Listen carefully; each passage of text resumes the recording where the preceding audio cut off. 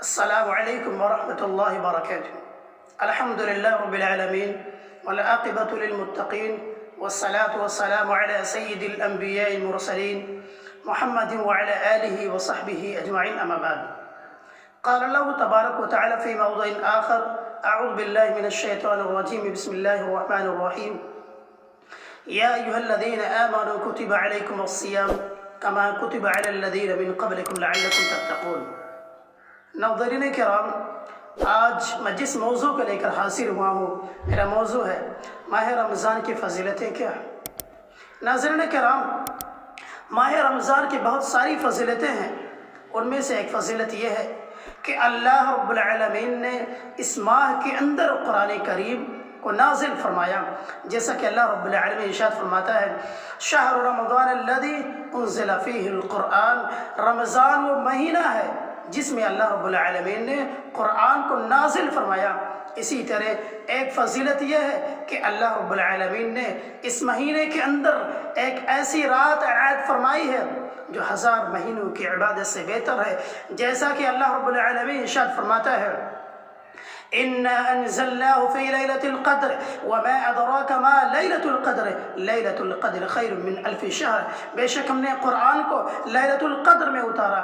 وَمَا أَدْرَاكَ مَا لَيْلَةُ الْقَدْرِ، اور لیلۃ القدر کیا ہے؟ وَمَا أَدْرَاكَ مَا لَيْلَةُ الْقَدْرِ لَيْلَةُ الْقَدْرِ خَيْرٌ مِّنْ أَلْفِ شَهْرٍ۔ لیلۃ القدر 1000 مہینوں کی عبادت سے بہتر ہے۔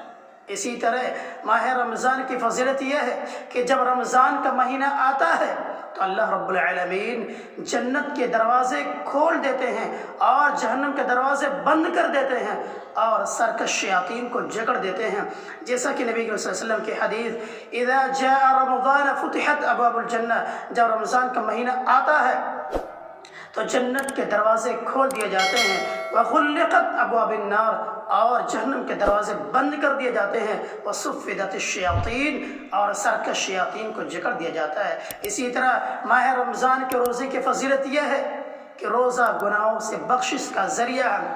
ناظرین کرام، نبی کریم صلی اللہ علیہ وسلم کی حدیث: من صام رمضان ایمانا واحتسابا غفر له ما تقدم من ذنبه۔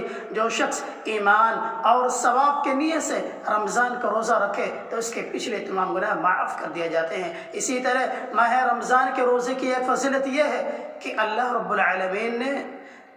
العالمین کی جتنی بھی عبادتیں ہیں، چاہے وہ نماز ہو، زکوٰۃ ہو، حج ہو، اللہ رب العالمین نے تمام عبادتوں کی اجر و ثواب کو متعین کر رکھا ہے، اور فرشتے اس کی اجر و ثواب کے لکھنے پر معمور ہیں۔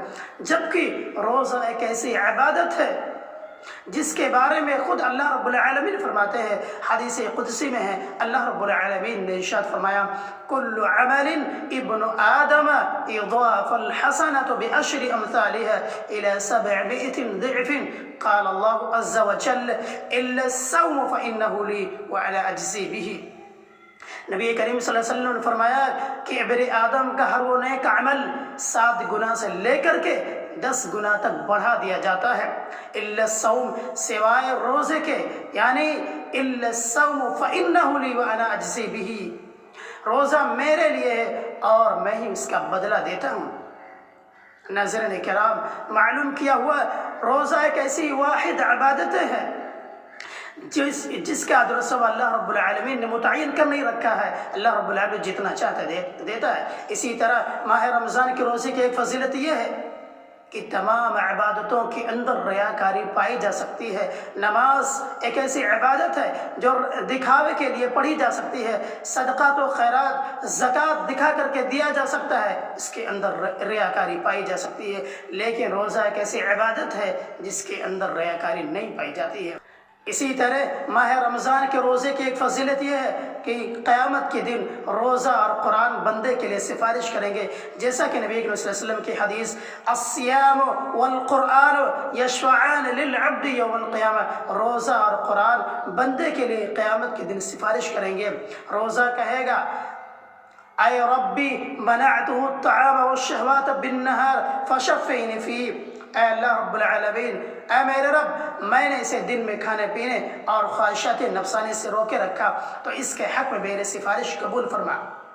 اسی طرح یقول القرآن، قرآن کہے گا منعتہ النوم باللیل فشفینی فی قال فیشفعن، قرآن کہے گا اے اللہ رب العالمین میں نے اسے رات میں سونے سے روکے رکھا تو اس کے حق میں میری سفارش قبول فرما، چنانچہ دونوں کی سفارش قبول کر لی جائے گی۔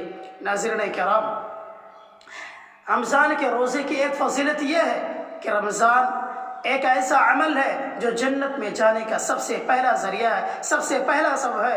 نبی کریم صلی اللہ علیہ وسلم کی ایک حدیث، نبی کریم صلی اللہ علیہ وسلم ایک مرتبہ صحابہ کرام کے مجلس میں بیٹھے ہوئے تھے۔ آپ صلی اللہ علیہ وسلم صحابہ کرام سے مخاطب ہو کر فرمایا کہ اے صحابہ کرام، کیا تم میں سے کوئی ہے جو آج روزہ رکھا ہے؟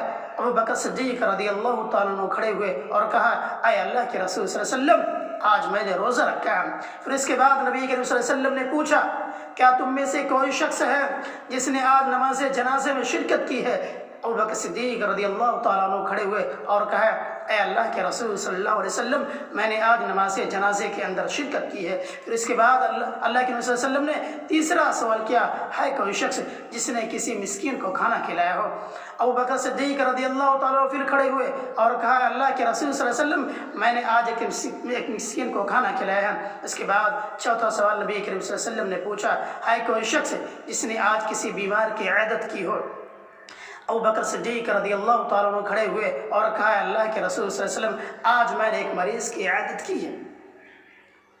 تو نبی کریم صلی اللہ علیہ وسلم نے فرمایا جس شخص کے اندر یہ چاروں صفتیں پائی جائے وہ جنتی ہے، وہ جنت میں داخل ہوگا۔